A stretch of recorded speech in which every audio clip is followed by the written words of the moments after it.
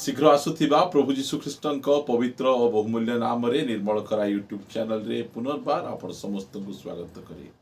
प्रति प्रभात रे हम माने ऑनलाइन सेवा कार्य माध्यम रे परस्पर सहित साक्षात होई पारुछु। एति पाई मु प्रभु को हृदय सहित धन्यवाद दिए। आज मध्य हम माने अल्प समय धरी प्रभुଙ୍କର वाक्य आमे सुनिबा पाई जिबा। आजिर प्रसंगटी एई प्रकार अटे, समस्ते पसंद करुथिबा स्त्री। समस्ते पसंद करुथिबा स्त्री ए विषय रे मु अल्प समय धरी आपण मान सहित कथबार्ता हेबी। वर्तमान समय रे समस्ते जो झियो को बा जो स्त्री को पसंद करुछंती, क्यों प्रकार स्त्री को बा झियो को लोक पसंद करंती आम माने आसंतु बाइबल रो देखिबा। आमे आदि पुस्तक 6 अध्याय आम माने पढ़िबा 1 पद 2 पद। एही रूपे जेतेबेले पृथ्वी रे मनुष्य मानक संख्या बढ़िबा को लागिला और सेमानकर अनेक कन्या जात हेले, सेतेबेले परमेश्वरक पुत्रगण मनुष्य मानकर कन्यागण को रूपवती देखी सेमाने जो मानकु पसंद कले से समस्तक मध्य विवाह करबा को लागिले। प्रिय माने नहंक समय रे लोक माने गोटे बाहागर रे गोटे झीवर कौन देखुतिले, रूप देखुतिले। से केते गोरा अछि, केते सुंदर अछि, तांकर नाक कि प्रकार अछि, ए सब देखुतिले। ए सब देखिबा मंद ताहा मु कहू नै। नहंक समय रे केवल बाहा हेबा पई सेमानकर योग्यता, झियो मानक योग्यता थिला सुंदर। जदि झियोटा सुंदर अछि, गोरा अछि, ताहाले ताकू लोक माने बाहा हेबा पई पसंद करुथिले।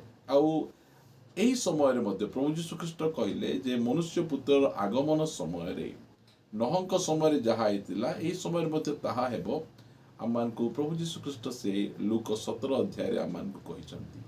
आउ एही समय रे मध्ये पृथ्वी रो सब जाति सब धर्म रो लोक माने से माने एही प्रकार झियो मानकु ही खजंती। एही प्रकार झियो मानक सहित बाहा हेबा पई सेमान पसंद करंती जहार रूप भल थिबो।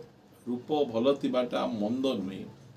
परमेश्वर से आमान को तैयारी करंती, काहाकू गोरा करी तैयारी करंती, काहाकू टिके सामला करी तैयारी करंती, के टिके उच्चा थाए, कार हाइट टिके कम थाए। मात्र परमेश्वर अपना सादृश्य रे और प्रतिमूर्ति रे मनुष्य को तैयारी करछंती आ समस्ते सुंदर। मात्र एही समय नहंक समय रे एही प्रकार स्त्री माननकु बहुत लोक पसंद करुथिले। आ वर्तमान मध्य एही प्रकार स्त्री माने समस्तंकर अति आदरणीय आ सुंदर स्त्री लोक को बाहा हेबा कौनसी मंद नुहे। मात्र सुंदरता पाई से स्त्री लोक किछि करि नै, परमेश्वर ताकू से प्रकार रूप देइछंती। प्रिय माने सेति पई आमे प्रभुको लोक माने आमे जानिबा गोटे वाक्य पढ़िबा जहा कि आमे हितोपदेश 11 अध्याय 22 पद। घुसुरीर थमणी रे जेपरी सुवर्ण नथ, सेही परी सुविचार त्यागिनी रूपवती स्त्री। ए स्थान रे ज्ञानी सोलोमन कहउछंती जे गोटिए घुसुरीर थमणी रे, तार थमणी माने पाटी रे गोटे सुवर्ण नथ, गोटे सुवर्ण नथ को प्रेम करी केही हेले घुसुरी सहित बाहा हेबो नै। मते से सुवर्ण नथटा बहुत मूल्यवान आउ ताहा मते दरकार। सुवर्ण नथ केबे मध्य खराब न थाए, सुंदर थाए, बहुमूल्य थाए। मात्र सेही रूपटा हैला से सुवर्ण नथ, मात्र तार चरित्रटा यदि भल नथिबो आउ सेही चरित्र भल नथिबा सुविवेचना त्यागिनी यदि रूपवती स्त्री को यदि आमे बाहा होउछु ताहाले बहुत कष्ट। प्रिय प्रभु को लोक माने काहाकू कौनसी प्रकार भावरे आरोप लगेबार प्रचार नुहे। मात्र रूप को देखी जो माने बाहा होचंती से माने ठकी ही जिवे। आ माने पढ़िबा यदि हितोपदेश 31 अध्याय 29 रो पढ़िबा लेखा गला, अनेक कन्या गुण देखाई अछंती, मात्र तुम्हे से समस्तक अपेक्षा श्रेष्ठ, लावण्य प्रवंचना जनक और सौंदर्य असार। এই जो रूपटा ए ठकीदेव प्रवंचनाजनक आज आपण को हिरोइन हेबार अच्छी ताहले आपण को भल रूप आपण को दरकार आपण को जदि बाहागर हेबार अच्छी भल रूप आपण को दरकार आ जदि कौन प्रकार टीवी न्यूज चैनल रे आपण एंकरिंग करिवार अच्छी आपण को रूप दरकार कारण यही जगत रूप पछरे धाउछि सौंदर्य पछरे धाउछि मात्र आमे प्रभु को लोक माने आमे लावण्य पछरे आमे धाइबा नहीं आमे सौंदर्य पछरे धाइबा नहीं ताप तो लिखा होछि मात्र जो स्त्री से रूपवती ही थाए से गुणवती ही पारे से सुंदर ही पारे असुंदर ही पारे मात्र जो स्त्री सदा प्रभु को भय करे एटा होछि बहुत बहुत इंपोर्टेंट विषय जो स्त्री सदा प्रभु को भय करे से प्रशंसिता हेबो जदि आमे प्रभुंकर लोक आमे अटू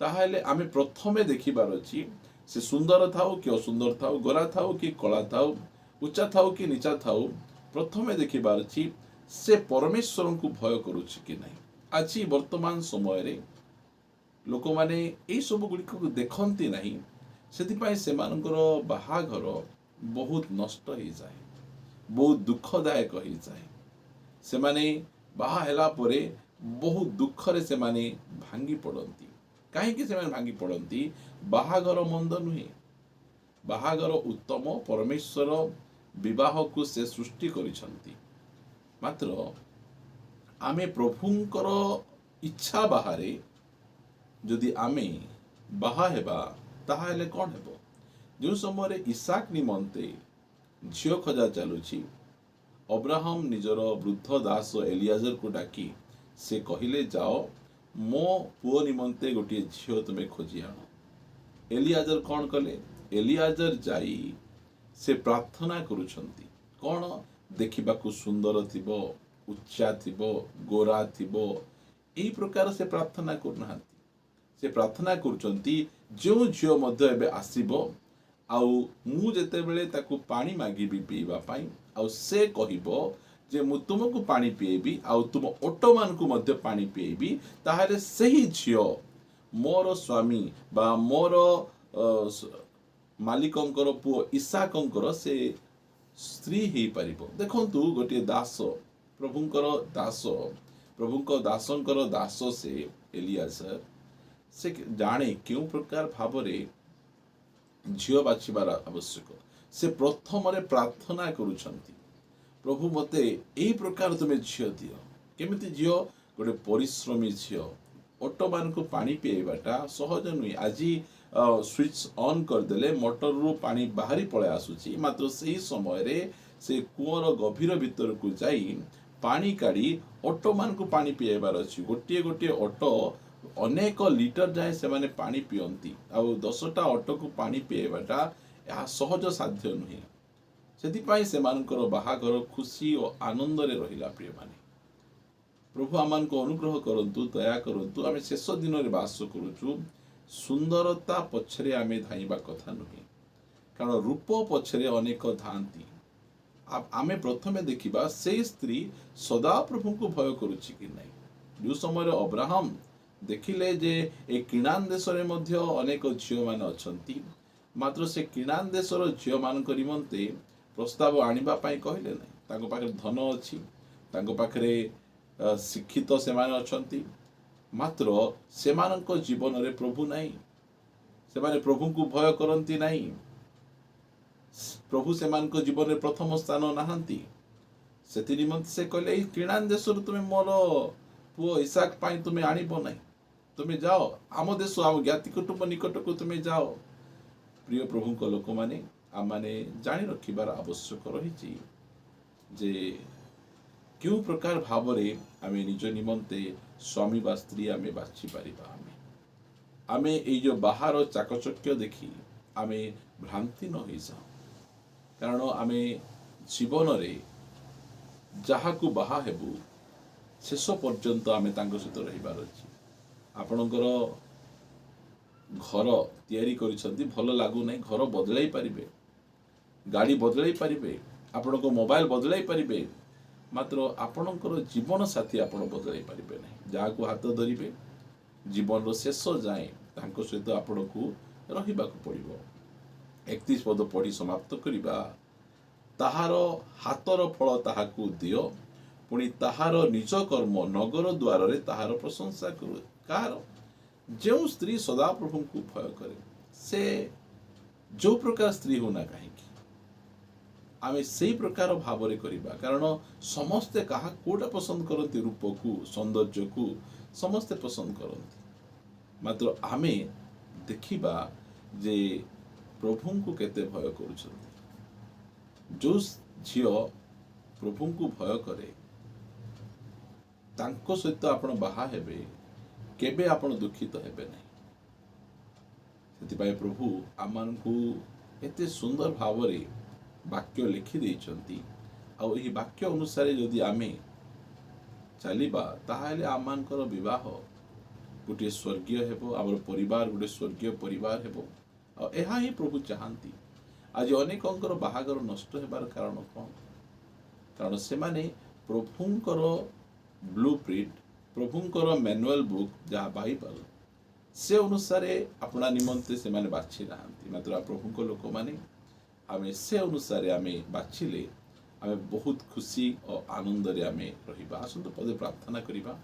ମଙ୍ଗଳମୟ ପିତା, ଆମେ ତୁମକୁ ଧନ୍ୟବାଦ ଦେଉଛୁ। ପ୍ରତିନିତ୍ୟ ବାକ୍ୟ ମାଧ୍ୟମରେ ତୁମେ ଆମମାନଙ୍କ ସହିତ କଥାବାର୍ତ୍ତା ହେଉଛ। ଆଜି ମଧ୍ୟ ତୁମେ କଥାବାର୍ତ୍ତା ହେଇଛ।